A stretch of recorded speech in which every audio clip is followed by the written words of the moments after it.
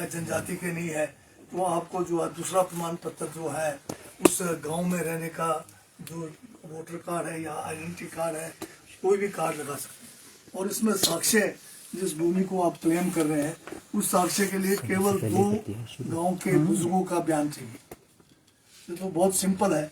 और जिस जगह का आप अपना हक जता रहे हैं उसका अगर आपके पास कोई भूमि को क्लेम कर रहा हूँ तो सिर्फ उसका जो है लंबाई चौड़ाई लिख के एक नक्शा नजरी बना के देने का है। और उसके बाद जो है आप जो है इस दरखास्त को एक ग्राम सभा के द्वारा, पंचायत के ग्राम सभा के द्वारा एक फॉरेस्ट राइट्स कमेटी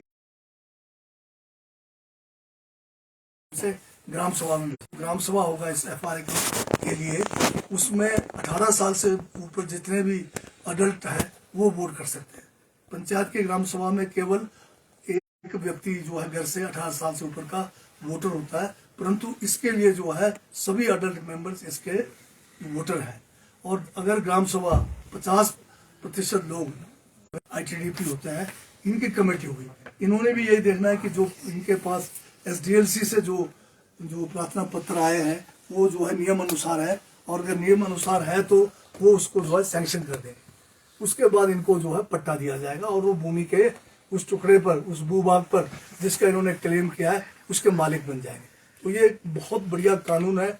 इस कानून की जानकारी अभी लगता है कि बहुत सारे इलाकों में है नहीं, तो उसके लिए हमारा ट्राइबल डेवलपमेंट डिपार्टमेंट जो नोडल डिपार्टमेंट है, हम जो है डिस्ट्रिक्ट लेवल पर, हम सब डिविजन लेवल पर पूरे प्रदेश में इस किस्म की कार्यशालाएं लगाकर, जिसमें गांव के लोगों को भी, वहाँ के पंचायतों को भी, वहाँ के जो FRA कमेटीज हैं और अधिकारियों को जो है ट्रेनिंग करेंगे।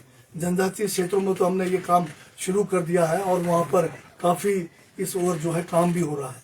पर प्रदेश में अगर आप अगर देखें तो इतने सालों के अंदर अभी बहुत ज़्यादा काम हम नहीं कर पाए हैं। अभी जो है कम्युनिटी, इसमें कम्युनिटी राइट्स को भी जो है वो करने का है, क्लेम करने का। तो इसमें कम्युनिटी राइट्स में चंबा में अच्छा काम हुआ है। आज की तारीख में 22,730 हेक्टेयर भूमि जो फॉरेस्ट की थी वो कम्युनिटी के नाम पे हो गया है। ये एक बहुत बड़ा मतलब ये एरिया है। और दूसरा जो है कांगड़ा के अंदर हुआ है, कांगड़े में 28 हेक्टेयर हुआ है अभी तक। और बाकी टोटल क्लेम्स थे कम्युनिटी राइट्स में, यहाँ पर है 583 केस अभी तक हमें मिले हैं, उसमें से 146 केसों को जो है निपटाया गया है। और जहाँ इंडिविजुअल केसेस की बात करें आप, जैसे इंडिविजुअल है, व्यक्तिगत मामले हैं, उसमें भी चंबा में जो है 694 केस अभी तक आए हैं, जिसमें सिर्फ 53 केस जो है इनके सैंक्शन हुए हैं। कांगड़ा में 61 में से जो अभी तक कोई सैंक्शन नहीं हुआ है। लाहौल स्पीति में 937 केस आए, 116 केस इसमें हुआ है। और भूमि भी इसमें बहुत कम है, 2 हेक्टेयर कुल हुआ है। और किन्नौर में 3,175 केस अभी तक प्राप्त हुए हैं, जिसमें 425 केस किन्नौर के अंदर स्वीकृत हुए हैं पिछले 2 साल के अंदर। और 43 हेक्टेयर भूमि जो है व्यक्तिगत मामलों में निपटाया गया है। तो टोटल हिमाचल प्रदेश में अभी तक 4,883 केस प्राप्त हुए हैं व्यक्तिगत, जिसमें से अभी तक 594 केस जो है इनमें जो है फैसला लिया गया है। और 46 हेक्टेयर भूमि कुल जो है इसमें इन्वॉल्व है। तो ये बहुत, जैसे मैंने अभी भी कहा कि इसकी जो है जानकारी अभी लोगों तक पूरी पहुंची नहीं है। तो अभी हमने डिप्टी कमिश्नर्स को जो है इंस्ट्रक्शंस भेज रहे हैं कि वो अपने डिस्ट्रिक्ट लेवल पर डिस्ट्रिक्ट का DLC, SDLC और सभी पंचायतों में FRC का गठन का पूरा रिपोर्ट भेजेंगे। और हम जो है ट्राइबल डेवलपमेंट विभाग की तरफ से सभी डिस्ट्रिक्टों में जो है इसके लिए धन भी हम उपलब्ध कराएंगे कार्यशाला के लिए। और मेरा आप तरफ से निवेदन है, आग्रह है कि इसका जो अच्छा प्रचार करें, ताकि जो आज एक लोग जो है भूमिहीन है, लोग बहुत ज़्यादा जो है आज परेशान है बिना भूमि के, वो लोग अपना क्लेम करके भूमि के मालिक बन सकते हैं। धन्यवाद। सर, अब FRA की बात क्यों? क्योंकि आपने जैसे बताया कि कानून तो ये बहुत पुराना है। कानून 2006 का है, इसका नोटिफिकेशन 2008 में हुआ है। इसमें जब धूमल साहब की BJP की सरकार थी 2008 में, उन्होंने एक क्लेरिफिकेशन के लिए भेजा कि क्या हिमाचल जो है इस कानून के गिर्द में आता कि नहीं आता। 5 साल उन्होंने इसी में निकाल ली। और जब हमारी सरकार 12 में बनी, उसके दिसंबर के आखिर में, उसके बाद हमने एफआरसी का गठन पूरे हिमाचल में 3000 पंचायतों में किया करीब करीब, परंतु फिर भी हम भी उसको ठीक से उस समय लागू नहीं कर पाए। परंतु अब दोबारा से हमें जो है मौका मिला है, तो हम इस कानून को जो है जन जन तक पहुंचाएंगे और फिर जो है लोगों को, जो पात्र व्यक्ति हैं, चाहे वो इंडिविजुअल राइट्स का है चाहे वो कम्युनिटी राइट्स है, उनको दिलाएंगे, ताकि लोगों की जो है आर्थिकी में जो है भूमि का एक बहुत बड़ा महत्व रहता है। नेगी जी, शहरी क्षेत्रों के जो कब्जाधारी हैं या नेशनल हाईवे के आसपास भी लोगों ने कब्जे कर रखे हैं, क्या उन लोगों को भी इसमें राहत मिलेगी? नहीं, इसमें अगर आप देखें तो कब्जा का बात नहीं है। इसमें अगर किसी भी भूभाग पर जो फॉरेस्ट है उसमें 2005 से पहले आप उस पर किसी किस्म का किसी भी तरह से जीवन निर्वाह कर रहे हैं, चाहे कोई ढारा अगर किसी ने बना रखा कुछ भी है बनाया या खोखे में कोई ढाबा चला रहे हैं, कोई भी है, पर यह कि ग्राम सभा से अनुमोदन होना चाहिए और 2 गवाह बुजुर्ग लोग जो ये कहें कि आप जो है 2005 से पहले 3 पुश्तों से आप उसके ऊपर जो है आप अपना जीवन निर्वाह कर रहे हैं, तो यही इतना साक्ष्य है। तो इसमें सबसे दिक्कत ये थी, जिसको लागू नहीं किया गया मेरे हिसाब से, कि अधिकारी जो है लोगों से इसके बारे में ठीक से जानकारी भी नहीं देते थे और साथ में कानून का जो है सही ज्ञान नहीं होना भी एक कारण है। तो अब हमने लगभग 20 वर्ष हो गया आपको, 2006 का FRA 2006 का इम्प्लीमेंटेशन 2008 से शुरू होनी थी, लेकिन इतना समय लग गया, क्या कारण आप मानते हैं? मैं वही मैं अब बता रहा हूँ, पिछला 8 से 12 का जो टाइम था उसमें क्लेरिफिकेशन में ही चला गया। 12 से 17 हमारी सरकार फिर आई, हमने फिर FRCs का गठन करना सबसे पहले जरूरी था। कुछ मतलब 1000 पंचायतों में हमने FRCs का गठन किया, परंतु फिर भी ये सिरे नहीं चढ़ा। बीच में फिर 17 के बाद सरकार फिर बदली, दिसंबर के बाद 22 तक इसके ऊपर कोई काम नहीं हुआ। हमने जनजातीय क्षेत्रों में उस समय आंदोलन भी चलाया था। उस आंदोलन का फर्क ये हुआ कि कुछ केस वहाँ उन्होंने छूट शुरू किए, परंतु अभी जब हमारी सरकार बनी तब से 2 साल से हम इसके पीछे लगे हुए हैं और अच्छा मतलब रिजल्ट आ रहा है। हमने बहुत सारे लोगों को जो है आप देखेंगे, जो मैंने एक विस्तृत जानकारी दी है, तो काफी तेजी से काम चल पड़ा है। ये 2000 से 2002 के बीच में लोगों से एफिडेविट लिए गए थे कि आपके पास एनक्रोचमेंट की है या सरकारी जमीन अगर ली है तो उसके एफिडेविट दिए थे। क्या उस मामले में कोई प्रगति हुई? आपके पास कोई डाटा है उसका? जो 2002 में एक उस समय भाजपा की सरकार थी, उन्होंने एक बिना पॉलिसी के, बिना कानून के एक स्कीम लाई। ये कहा गया कि अगर आपके पास कोई भी एनक्रोचमेंट है, आप जो है एफिडेविट दे दो। 50 रुपए का एक फॉर्म भरवाया और उस समय बहुत लोगों के जो है धन का भी दुरुपयोग हुआ, क्योंकि पर्चा बनाने के लिए, ततिमा काटने के लिए और उसको एक कट ऑफ डेट से पहले तहसील में भेजने के लिए एफिडेविट बनाने में काफी पैसा खर्च हुआ।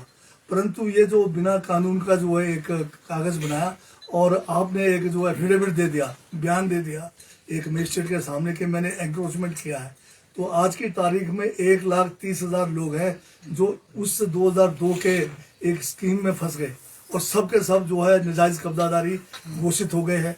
उनको टीडी नहीं मिल रहा है, उनको पंचायतों में इलेक्शन लड़ने से भी जो है वो महरूम हो गए हैं। तो ये बड़ा गलत एक मतलब लोगों के साथ हुआ है। अब जो 2005 का कानून है, अगर कुछ लोग जिनके पास सदियों से कब्जा, जो मैंने आपको बताया है, वो चाहे ये 1,30,000 जो लोग हैं जिनका नाजायज कब्जे में है, वो भी अगर इनके पास एविडेंस है कि 3 पुश्तों से उस भूभाग पर वो अपना जीवन निर्वाह कर रहे हैं और ग्राम सभा उसका अनुमोदन कर दे, तो ये लोग भी मतलब प्राप्त कर सकते हैं। तो क्या आप आश्वासन देते हैं कि जो एनक्रोचमेंट के नाम पर पेड़ काटे जा रहे हैं, जमीन बेदखली की जा रही है, वो अब रुक जाएगी? नहीं, मेरा जो कानून है वो कोई एनक्रोचमेंट को रोकने का या एनक्रोचमेंट का बढ़ावा देने नहीं है।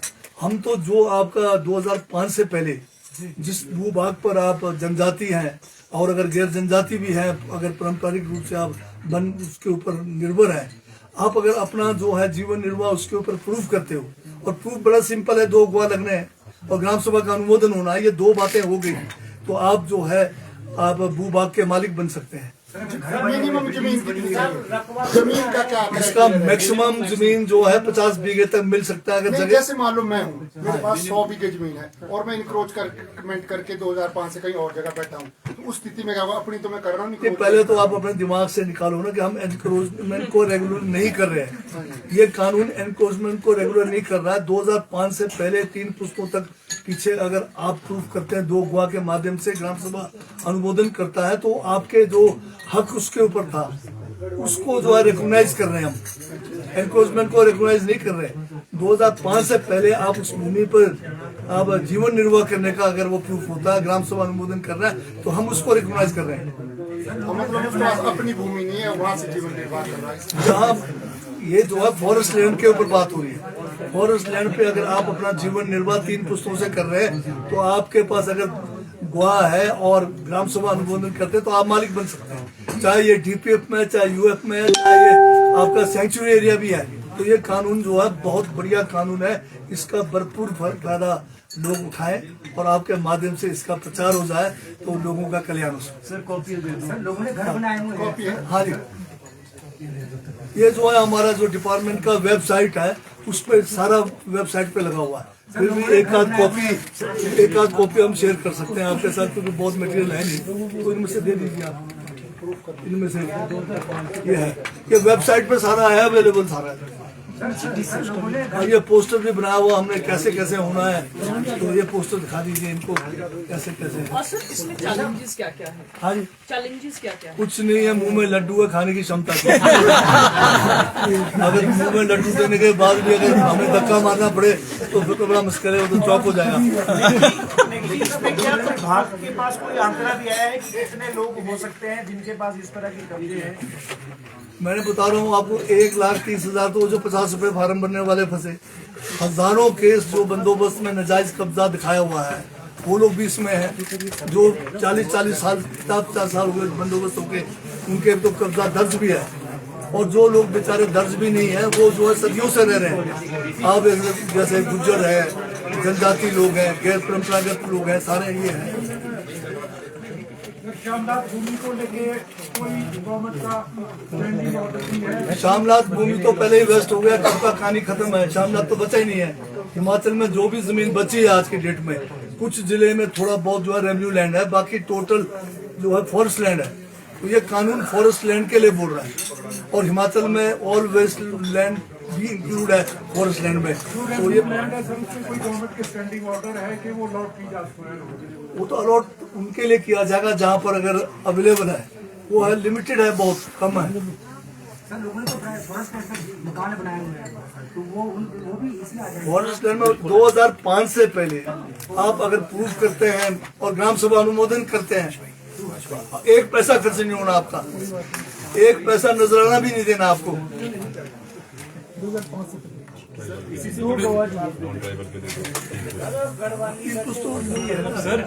तो 2 गवाह नहीं करना है आपको। सर इसी के साथ एक और सवाल है। हाँ, जो गवर्नमेंट ने 2015 में लाया था, उसके भी कोई मामले जो है 2015 में जो है एक पॉलिसी बनाने की कोशिश हुई, परंतु यहाँ पर FCA लगता है, फॉरेस्ट कंजर्वेशन एक्ट 1980। जब तक हम FCA से बाहर नहीं जाएंगे, हम कोई पॉलिसी बना नहीं सकते। अभी एक कैबिनेट की सब कमेटी का गठन हुआ है, जिसमें मैं उस कमेटी का अध्यक्ष हूँ और बहुत सारे हमारे कैबिनेट मिनिस्टर्स उसके जो है, जिसमें रोहित ठाकुर हैं और दूसरे लोग हैं। तो इस कमेटी ने भी जो है, हमने एक रिकमेंडेशन गवर्नमेंट को दिया है कि जो हिमाचल प्रदेश का जो यहाँ पर जितनी ज़मीन है, वो फॉरेस्ट 1952 का जो नोटिफिकेशन के कारण जो है दिक्कतें आ रही है। हमने अभी असेंबली में भी एक रेजोल्यूशन पास करके केंद्र सरकार को प्रेषित किया है कि FCA में तरतीब किया जाए, उसमें संशोधन करके हिमाचल में जो है, जैसे प्राकृतिक आपदाएं हैं या जिनके पास भूमिहीन है, उनको FCA में छूट दिया जाए। तो ये तो केंद्र सरकार का कानून है, अगर वहाँ से होता है। पर हम जो गोदावरमन केस है 1996 का, जो आज भी सुप्रीम कोर्ट मॉनिटरिंग कर रही है, उसमें हम जो है गवर्नमेंट पार्टी बनने जा रहे हैं। हम उसमें एप्लीकेशन देने जा रहे हैं कि हमें जो है जो फॉरेस्ट का जो डेफिनेशन है और उनमें से छूट देके या एफआरए में छूट देके हमें जो है लोगों को जिनके घर चले गए बाढ़ में, जिनके पास कोई भूमि नहीं है, या भूमिहीन है, उनको छूट देने के लिए हम आगे कोशिश करें। सर, इसी से जुड़ा एक सवाल है। आम जनता को जो सबसे बड़ी समस्या आती है वो आती है भाषा की। राजस्व का जो रिकॉर्ड है वो किसी और ही भाषा में जो कि आम लोगों की समझ नहीं आता है। क्या आप इसको हिंदी में रूपांतरित करने के लिए कोई नहीं, ये बात ठीक है आपकी। ये जो है उर्दू में था और उर्दू जो है हिंदी उर्दू दोनों मिला हुआ बड़ा मीठा बढ़िया सुंदर लैंग्वेज है। पता नहीं आज क्यों लोग उसको नहीं मान रहे, पर हिमाचल में हमने ये कोशिश शुरू कर दी है कि इसको सरल भाषा में लिखा जाए। रेवेन्यू के जो जितने भी इंदराज करते हैं हम शब्दावली को थोड़ा सरल करने का प्रयास शुरू कर दिया है। क्या कोई ऐसे आदेश कि इसको हिंदी हो में गया किया है। जाएगा? नहीं, हम इसको ज्यादा अगर हिंदी को भी अगर शुद्ध बनाएंगे तो वो ज्यादा उर्दू से ज्यादा मुश्किल है। तो इसको जो सरल भाषा में जो है इसको करने का हमने अपना प्रक्रिया शुरू किया। सर, क्योंकि आप हिमाचल के ट्राइबल अफेयर मिनिस्टर भी हैं, अब सवाल ये है कि ट्राइबल एरियाज में महिलाओं को प्रॉपर्टी राइट्स देने की बात होती है, इस पर आपका क्या स्टैंड है? अगर आप जनजाति इलाकों के रस्म रिवाज को अगर ठीक से जानेंगे तो हमारा जनजाति समाज जो है बहुत फॉरवर्ड है। हम तो अपने आप को जो है यूरोपियन से भी आगे मानते हैं कई चीजों में। महिलाओं को जितना इज्जत जनजाति क्षेत्रों में दिया जाता है उतना इज्जत शायद अन्य इलाकों में नहीं दिया जाता है। शादी में जो है दूल्हा को तो चुपचाप से रहना पड़ता हमारे, तो दुल्हन वाले ही जो है छाए रहते हैं। यहाँ पर आपके उल्टा होता है, बेचारा जो है लड़की वाले। मैं प्रॉपर्टी पे आ रहा हूँ क्योंकि हमारे वहाँ पर जमीन बहुत कम है, लैंड होल्डिंग्स कम है और पहले बहुपति जो है पति प्रथा इसीलिए वहाँ शायद बुजुर्गों ने लगाया था कि ताकि पार्टीशन ना हो, प्रॉपर्टी जो है इंटैक्ट रहे। पर वक्त के साथ में अब जो है शादियाँ जो है अब उस प्रथा से बाहर होके अलग शादियाँ हो रही है, फिर उसका पार्टीशन भी हो रहा है। तो लंबे समय में ये किया गया कि महिलाओं को अधिकार इसलिए नहीं दिया गया है, अधिकार जैसे आप कह रहे हैं उस तरह से वंचित नहीं है। पति के मरने के बाद विधवा जो है ताज जिंदगी जब तक वो दूसरी शादी ना करे या उनकी डेथ नहीं होगी, पति के प्रॉपर्टी में एक हिस्सा उसका रहता है। और जो लड़की अगर अनमैरिड है, जब तक वो अनमैरिड है वो पिता की प्रॉपर्टी में उसका भी जो है मेंटेनेंस के लिए प्रोविजन है। तो इसी कारण से इसको रखा गया, अन्यथा जो है महिलाओं के साथ कोई भेदभाव ट्राइबल में नहीं है। Thank you. सर, ये जो आपने सुप्रीम कोर्ट की बात कही, आप चीफ सेक्रेटरी और सेक्रेटरी फॉरेस्ट से सभी स्टेटों की अभिरक्त मांगे है कि फॉरेस्ट राइट्स कमेटी बनी है नहीं बनी है स्टेटों में, और एफसीए में कितनी क्लियरेंस दी है, तो इसमें आपने सबमिशन किए सुप्रीम कोर्ट? नहीं, इसमें सुप्रीम कोर्ट का परमिशन का बात ही नहीं है। एफआरए में एफआरए अपना सेल्फ में कानून है। आज अगर आप उड़ीसा में जाओगे या दूसरे जो स्टेट्स में जाएंगे, लाखों लोगों को इसके तहत जो है भूमि प्रदान हो चुकी है। हिमाचल में अभी जो है मैं किन्नौर की अगर बात करूं तो लंबे अरसे से जो है गांव के गांव जो है नाजायज उसमें थे, उनको हमने जो है राइट्स दे दिए। इसमें अभी हमारे एफआरए में जो लैंड मिलेगी, हाँ, उस पे राइट्स कानूनी बेचा जा सकेगा या नहीं? बेचने का उसमें नहीं है, आप नहीं बेच पाएंगे और पत्नी के नाम पर भी होगा वो जिसको मिलेगा।